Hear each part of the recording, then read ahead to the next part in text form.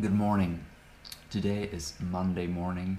Today is the start of this 5 productivity habits that will transform my productive life. It's only one thing. I went to a big party last night where I actually drank some alcohol. Not really too fond of alcohol anymore. Didn't drink that much, maybe 5 beers, but hey, that got me. Maybe the worst thing to be in line with this challenge is that I slept like 4.5 hours. Sleep is usually the part that I'm really good at. So besides that part, I'm gonna follow through on all the details today with all my heart. I'm really gonna do it. I'm gonna get out there now, move around a little bit, do some stretching, and then I'm gonna plan the day out. That's gonna take 50 minutes, and then I'm gonna get started with this day, getting crazy productive.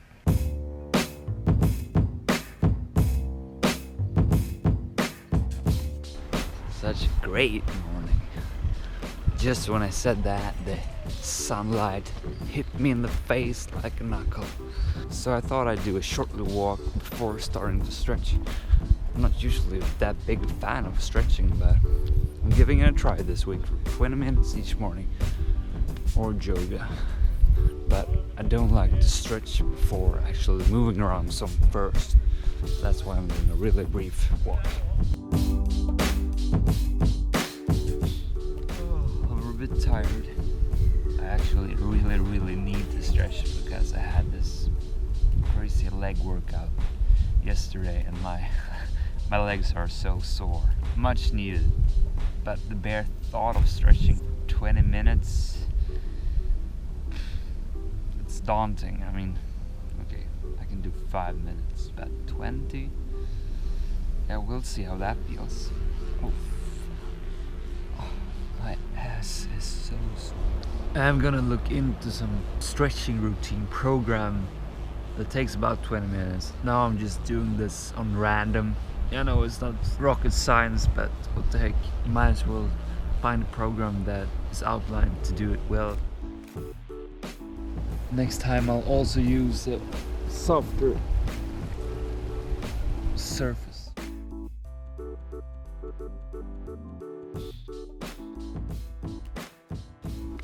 4 minutes left. I'm surprised over how relaxed and calm this makes me. Just breathing, being empty in my head. I thought I'd be more stressed out, but oh my god, spending 20 minutes here. But I'm just accepting what is. That's the thing, when I do a challenge like this, I really accept giving time to things, because that's the thing. Otherwise, if I'm gonna try a meditation practice or something new that is said to be good, but just do it by random, it's like, well, I got a lot of other important stuff to do as well.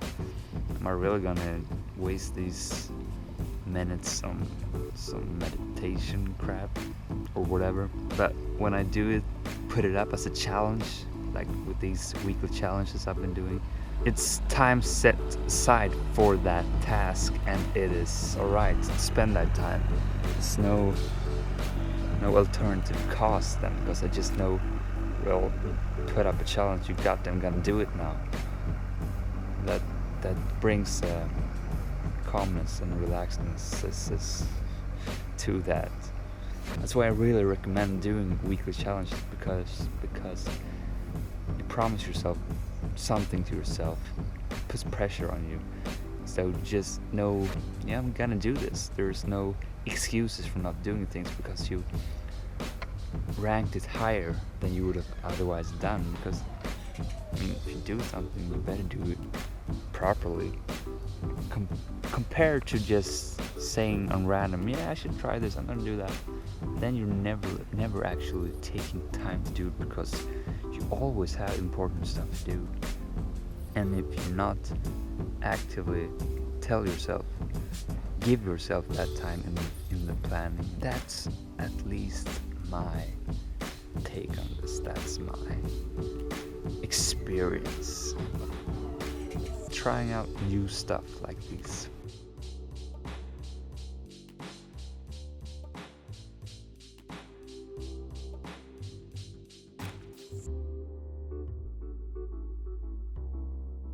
What a great start of the day.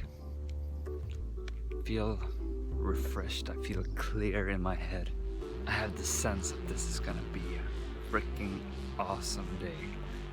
Not only in the sense of being productive, in the sense of being at peace with myself and just clarity in my head. You know, good day, one of those days. That's today. Since it's Monday, I'm actually also gonna do my planning for the whole week, so I'm not worried at all that I'm gonna have a hard time struggling with spending 30 minutes on planning. On the contrary, because I'm gonna plan everything in 15-minute blocks this week. And I'm also gonna plan in free time and joy rewards, social joy rewards. This isn't easy when you haven't done it before. Putting up the 5 big next step for your 3 biggest projects. It really requires you to sit down and think, what are the next 5 big moves that will move the needle, to paraphrase Brendon's words, the most. What are the actions that actually makes the difference? There are always tons and tons of things you can do, but what are the 5 big moves that will do the most impact? It's such a good question to ask yourself. Something I've been struggling with to actually implement earlier, to do the right things. I so easily get tangled into the small stuff, the busy work, things that feels like they're really moving you forward, but they are an alternative cost for something better, something that with the same amount of effort would do so much more for what you're trying to accomplish. That's why this is such a good practice to do, is do it every morning to remind yourself what the big picture are, and then go down to the tasks you need to accomplish for that day. This is good stuff. The hard thing is to actually do it. I first read about these habits like 2 years ago, and sure, I've applied them to some degree, but not all in, not in this way. I have maybe felt like I've done it, but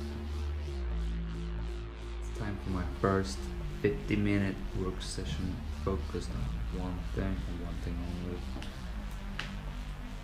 The alarm is set. I'm ready for it. From experience, put the phone in flight mode, put the Wi-Fi off, and determine what you're gonna do before actually doing it, so you know, no, I'm only gonna do this, and then go for it. All intense focus. You're getting a short break when you're done with your session.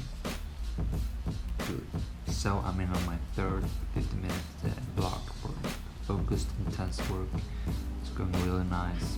Got some break, new energy.